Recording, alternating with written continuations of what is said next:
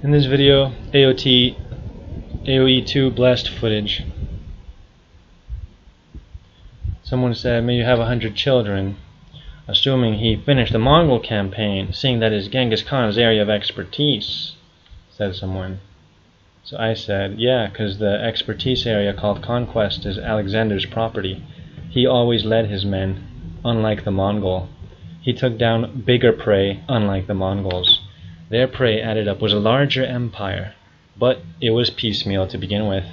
Alexander took the huge empire of Persia and turned it into pieces. So then, some guy said, he referred to how Genghis Khan has so many descendants, which again is just misinformation and not conquest, you Alexander fanboy. Doesn't matter, chinless cunt fanboy. They're complaining for nothing.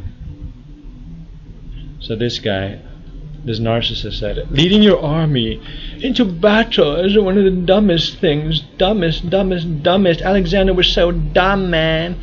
Dumbest things you could do as a military leader. I know better than Alexander how to lead men. I know how to conquer better than Alexander the Great.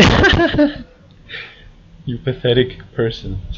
It's a futile demonstration of daredevilry that prevents you from having the strategic oversight over a fight and makes you prone to get wrecked, which he spelled wrong, by a random arrow or spear, or maybe that was just laziness. A heroic death maybe, but also a useless one. This guy fails to consider that Alexander inspired his men. It wasn't just daredevilry. It wasn't useless, even if he died, because he would have inspired his men. And then if he died, they would have followed his example. At least one of them could lead like him. He would raise up lions among them, if they weren't all lions, that is. So, which is highly unlikely because lions are rare compared to less mighty creatures, even in the context of predators. So it's about inspiration primarily, not daredevil. It's not to show off. It's to inspire his men. This guy doesn't understand anything. This guy, he uses this Latin name, mens hominis, which is, and this like ancient guy with a beard. The beard does not make the sage, much less a fake beard that belongs to someone else. So I say, oh, and he also bitches, how can Usinor or Yukinor be a Genghis Khan fanboy if he even refuted, as in denied, the claim of Genghis's supposed abundance of children as being ahistorical? Are you like 15? It's a pity that you were not there to advise Alexander on how to be great, since you act as if you are greater. Sorry I missed your self-coronation. What a narcissist. Alexander was a narcissist, but he actually had real, legitimate glory. Some illegitimate maybe, but he had a lot of legitimate glory. So, yeah, he was a narcissist, but unlike this guy, he actually had, skill, power, glory, things that this guy is far from. Are you like 15? You talk like a teenage materialistic brat. Look who's talking about being an adolescent. Like, totally. That guy saying that Khan didn't have many descendants doesn't rule out his siding with Khan by defending him against the fact that Alexander was superior, as I proved. I have to explain this to you. Are you like 15? Notice that these losers, these Mongol boos, the equivalent of the weeaboos, but for Mongols. I used to be obsessed with the Mongol Empire until a Mongol betrayed me. Then I started caring more about my own people than the Asians who looked down on me.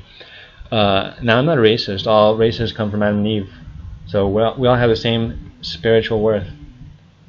Now some Mongoloids have dark skin, so they're superior to me for dealing with the sun. So some races have advantages over others, but intellectually and spiritually there is no advantage either way. So I'm not racist, alright? I'm just saying I don't like that Asians who are racists look down on my people. I don't like that, and that's why I bring up Alexander being superior, so people know the truth about European superiority in military history over Asian. Although, of course, the Mongols were great, and I still plan to learn Mongol. But it wasn't the Mongols who conquered the world, Europeans did. and the Mongol boos hate this. Notice they ignored my points. They ignored the truth that he took down bigger prey. They totally ran away from this. They're cowards. They totally ran away from the truth that the Mongols were not as impressive as the ancient Macedonians leading the Greeks, because, you know, if you can take, for example, let's say you take down 100 midgets or 100 normal-sized men. That's how the Mongols are by analogy.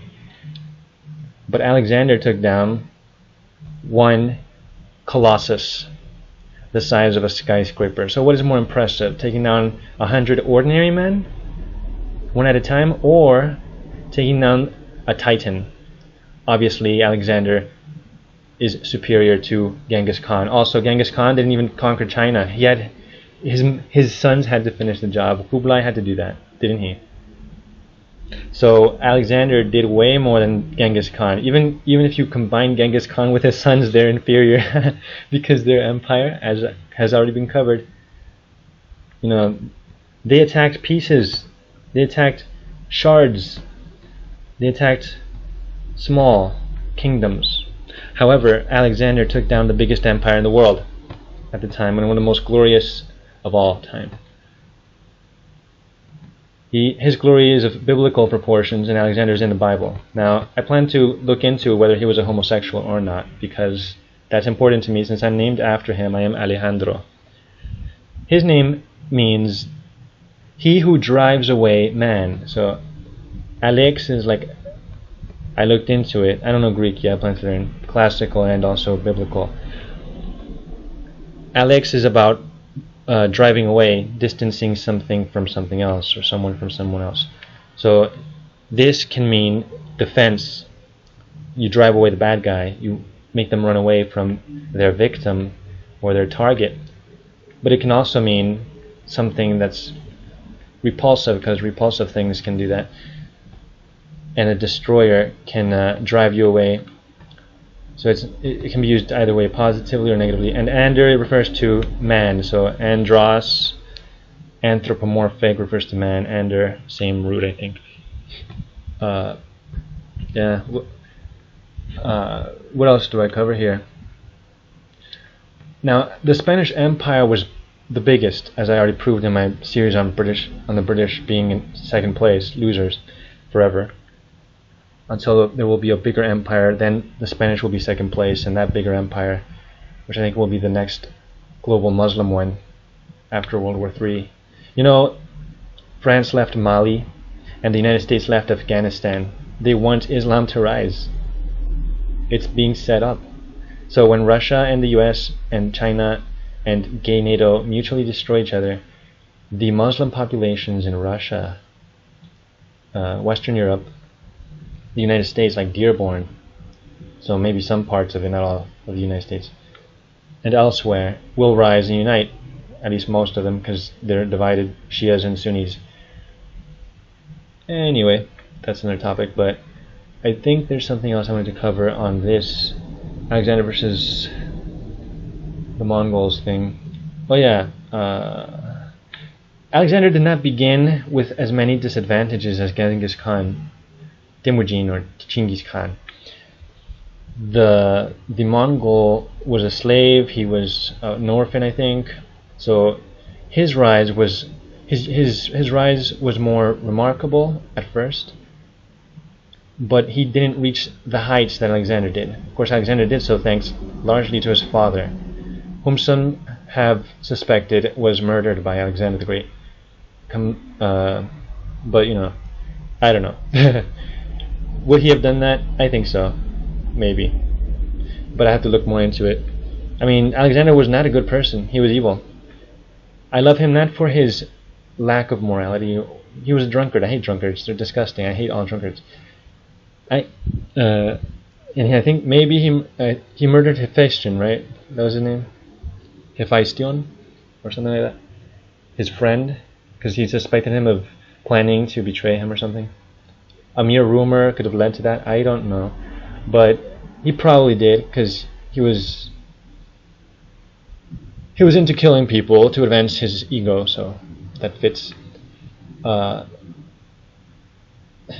forgot what I was talking about. Anyway, this video is long enough. Bye.